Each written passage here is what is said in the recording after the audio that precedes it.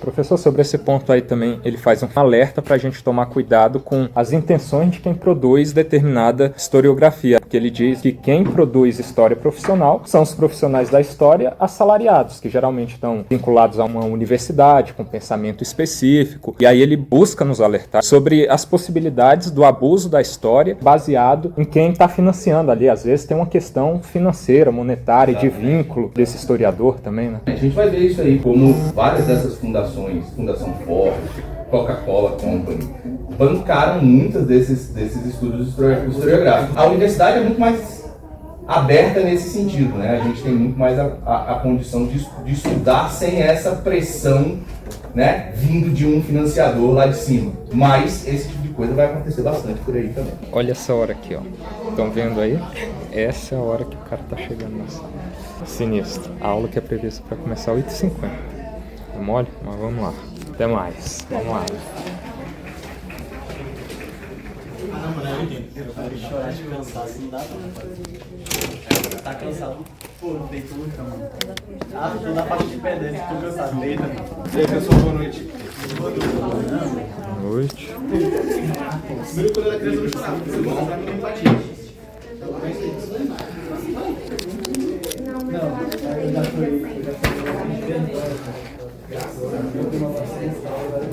Então, beleza, pessoal, vamos lá.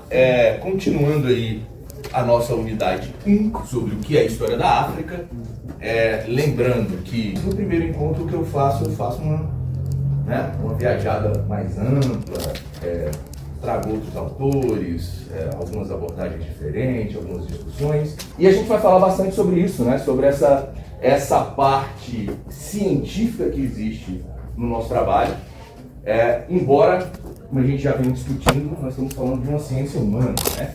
Então nós não estamos falando de exatidão ou ainda mais de uma solução única, de uma conclusão definitiva, né? O que nós temos na história é justamente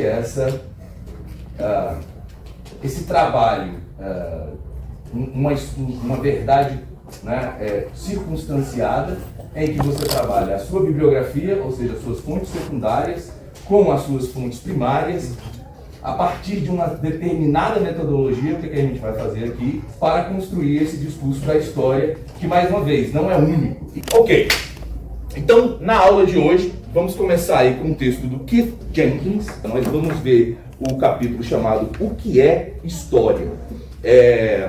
Então tá, vou começar com ele rapidinho aí. Bom, o texto do Jenkins é simples e dividido em 3 partes aí, né? Ele começa falando sobre a teoria de se escrever história, a prática de escrever história, e aí depois ele passa para uma definição própria do que é história. Lembrando sempre que toda história, nesse caso, vocês já devem ter estudado um pouco sobre isso, é uma história do presente, né? Porque, na verdade, as perguntas que nós temos pertencem hoje em dia, as metodologias que nós temos pertencem hoje em dia. Não tenho essa impressão de que vocês estão entendendo os problemas do passado melhor do que essas pessoas que estão vivendo no passado. Isso é bastante comum, esse tipo de arrogância de quem está estudando a história, achando que a partir desse momento aqui eu consigo entender melhor do que estava acontecendo lá do que aquelas pessoas que viveram naquele período. Vocês já devem ter ouvido falar que nós estudamos a história para não cometermos os mesmos erros do passado. Não é por aí, né? Se fosse assim, não teria tido uma Segunda Guerra Mundial, ou, sei lá, o fascismo não estaria de volta no mundo, né? A gente teria aprendido alguma coisa. Bom, ele passa aí, então, para falar sobre o passado. Então, vejam bem, não basta também mais dispensar essas fontes que estão maculadas, sabe, com colonialismo, com racismo, porque muitas vezes as informações que a gente precisa estão dentro dessas fontes. O que a gente tem que fazer? Aplicar nosso pensamento crítico e retirar dessas fontes, e também da bibliografia, né, o que ainda a gente pode utilizar e julgar aquilo que já não faz mais sentido, ou que, em caso, uma interpretação errada de quem está escrevendo aquelas fontes, né, ou de quem está escrevendo até o próprio trabalho antropológico, por exemplo. Nós vamos ver alguns trabalhos antropológicos aqui mais antigos que carregam, né, essa carga colonial, essa carga racista ainda, e que é complicado de se ler. Algumas coisas você lê até meio atravessado, mas mais uma vez, apliquemos aí a nossa crítica, né, as nossas técnicas, e vamos retirar desse material o que é possível utilizar, certo? Então a gente tem que ter esse cuidado. Professor, Ok, mas então o passado, digo. uma dúvida sobre essa questão que o senhor colocou acerca de a história não servir necessariamente para a gente aprender com os erros do passado. A gente tinha antes de Rank, que foi quem trouxe o estabelecimento da objetividade dentro do método historiográfico, essa ideia de que a história era mestra da vida, né? E ele, acreditando também nessa concepção, ele nos traz um método objetivo, que depois Collingwood discute ele, né? E a gente tem uma discussão da implementação da subjetividade nisso também, mas essa ideia sempre perpassou a historiografia, principalmente naquela época, e a gente tem um pouco disso até hoje, né? De que ela é a mestra da vida para nos ensinar acerca dos erros do passado, para que a gente não cometa eles também. Não é uma visão historiográfica válida com base nesses autores importantes que a gente estuda em introdução, estudo da história? É uma visão histórica. É isso, uma visão histórica. Eu acho que já está ultrapassado. Acho que tem muita gente que escreveu depois do Rank que mostra que não é exatamente assim. Mas é isso. Se você quer seguir esse tipo de historiografia, tem a liberdade de seguir esse tipo de historiografia. É porque não dá para conciliar também, é nesse sentido. Não precisa ser absoluto, mas a gente pode conciliar, sim, claro, com a visão de subjetividade, as críticas que Collingwood e os demais trouxeram também, okay, a partir de Rank. Perfeito. Bom, então, por exemplo, ele vai chegar aí, vai discutir justamente essa questão da epistemologia e de uma certa fragilidade epistemológica que ele vai apontar, né, no discurso histórico, justamente porque não existe essa prova definitiva, né, e porque esse discurso histórico é construído também em cima de uma série de condições. Então ele vai falar assim, por exemplo, nenhum historiador consegue abarcar o passado, que é praticamente ilimitado, ou seja, toda a história que a gente escreve sobre alguma coisa acaba sendo uma escolha, né? E aí vem uma questão importante no texto do Jenkins, que ele vai falar, vem cá, e o que é que garante então a verdade histórica? É a metodologia correta?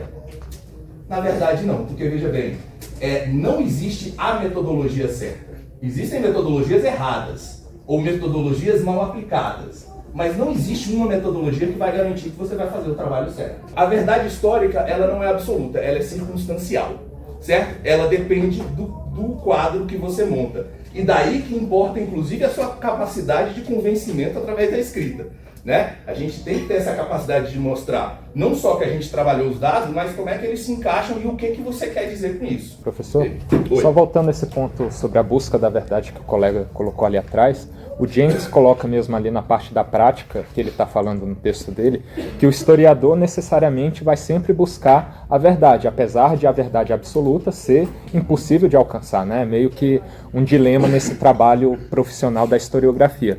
Só que o senhor acredita, é a inferência que eu faço assim com base em tudo que a gente já estudou, que a objetividade seria o parâmetro mais adequado para a gente considerar que aquele historiador está apresentando uma verdade mais próxima do que o passado buscava contar ali naquele trabalho dele? Depende do que você está chamando de objetividade, nem sempre, não sei. As virtudes epistemológicas, que, por exemplo, Hermann Pohl, que a gente estudou também em uma unidade inteira de introdução ao estudo da história, falava para a gente. O senhor já leu ele? Né? É uma boa pergunta. Bom, de qualquer maneira, quando ele vai falar da prática, o que ele diz? Justamente isso, que o historiador, quando vai escrever a sua história, ele parte de um certo princípio, né? Ele tem a sua formação, como ele vai colocar, tem valores, posições e perspectivas ideológicas próprias, e isso é importante não só para você pensar o seu trabalho como historiador e o que você vai produzir, mas para você pensar quem você está lendo, né? Você saber que essas pessoas têm uma perspectiva ideológica, né? E que tem valores próprios, e é claro, se o cara é um colonialista do século XIX, lá em Portugal, escrevendo na escola superior colonial, né? O discurso dele é um discurso colonial, os valores dele são valores coloniais. Mais uma vez, significa que você vai jogar o trabalho todo do cara fora? Não, mas você tem que ter consciência de a partir de que perspectiva ele está escrevendo, para você identificar o que ali é um delírio dele. E mais uma vez, a obrigação é nossa. Nós somos os historiadores, nós que temos que ir lá e tentar entender por que ele está reproduzindo aquela ideia daquele jeito, qual é a ideologia, qual é a formação que está por detrás daquela escrita, né? E aí, por final, ele vai falar aí sobre a definição de história. Ele fala que a grande pergunta parece não ser mais o que é história, mas sim para quem é a história. Isso ecoa um pouco do que eu estava falando na aula passada, né, sobre o que é a história da África. As 3 perguntas que eu coloquei para vocês. Quando vocês forem ler qualquer trabalho de história da África, se perguntem sobre quando esse trabalho, será que essa África existe? Será que esses africanos ali são africanos, eles se identificam como africanos? Ou isso é uma visão de quem está vindo de fora? Tudo isso vai ajudar vocês a entender esse trabalho. Sobre quem que é esse trabalho, né? São portugueses falando sobre a sua presença portuguesa colonial na África? Ou eles estão realmente falando sobre africanos? E para quem é essa historiografia? Né? É uma historiografia escrita para o mundo colonial, é uma historiografia escrita para os africanos que estão, por exemplo, passando pelo processo de independência. Isso sem contar que, lembrem-se, nós estamos escrevendo sobre objetos humanos, né? Ou seja, eles vão ler o que você está escrevendo e provavelmente vão escrever contra o que você está escrevendo também, né? Então tenham consciência de que esse trabalho vai ser absorvido por essas pessoas e ressignificado também, né? Não são dados.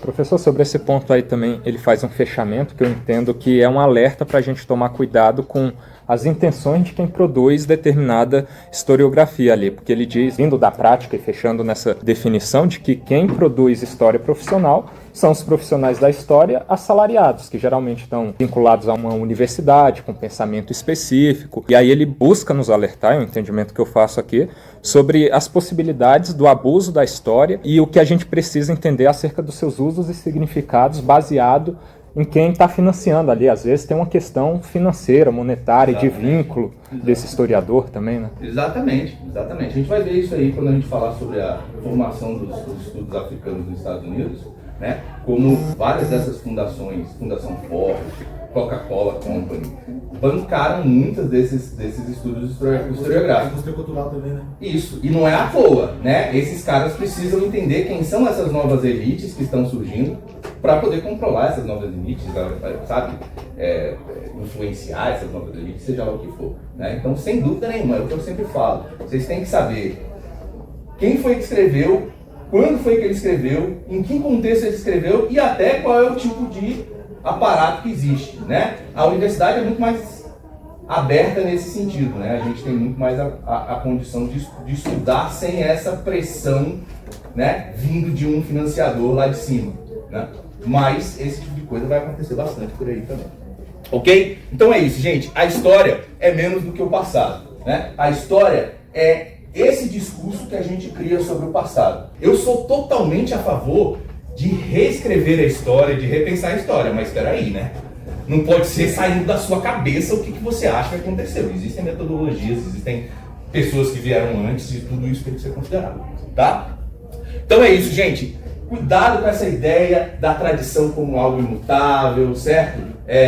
Esse discurso de que as coisas sempre foram assim, né? Na verdade, a gente vai vendo que as tradições, como tudo na história que a gente estuda, são construções, né? E quando você consegue entender a invenção dessa tradição, muitas dessas questões se clarificam para você, tá? Para terminar, a gente vai passar pelo texto do Mudimbe, um filósofo africano aí, né, que está na nossa bibliografia básica. Como eu já falei para vocês, o livro dele é A Invenção da África. A epistemologia do cara é baseada num conhecimento exterior àquele que ele está analisando, e existe uma limitação sempre em entender esse outro, que às vezes é ele mesmo. A gente vai falar isso durante vários trabalhos, o Apiá vai falar isso. Eu vou trazer aqui para vocês um pouco de alguns pensadores americanos do pan-africanismo, né? Eu estou pensando especificamente no W.E.B. Du Bois, né? Que é um pensador que fala justamente isso. Como é que eu posso ser africano e intelectual ao mesmo tempo, né? O Apiá vai falar, como é que eu posso ser um filósofo ocidental, epistemológico, e trazer da casa do meu pai essas tradições, né? Existe uma contradição epistemológica aí, ok? Beleza? Então falou, pessoal. Próxima, vocês sabem que semana que vem, semana universitária, então quando a gente voltar à unidade 2, tá? E aí o negócio começa a ficar sério. Professor, aproveita, quem ainda não leu tudo, já adianta. só uma dúvida rápida aí sobre, voltando na discussão do Hobsbawm ali, que o senhor colocou ao final, sobre o reescrever a história, que é importante para a gente evoluir, ter uma nova leitura, né? Só que tem uma discussão também aí sobre revisionismo histórico. Qual que é a linha tênue entre isso? Que é uma crítica, até mesmo política, assim, você está tentando olhar a história a partir de uma perspectiva negativa. Não tem uma linha tênue aí? Tem. Eu vou fazer o seguinte, eu vou pensar sobre essa sua pergunta e quando a gente voltar, a gente discute isso aí. Beleza? Obrigado. Não, nenhum dos dois.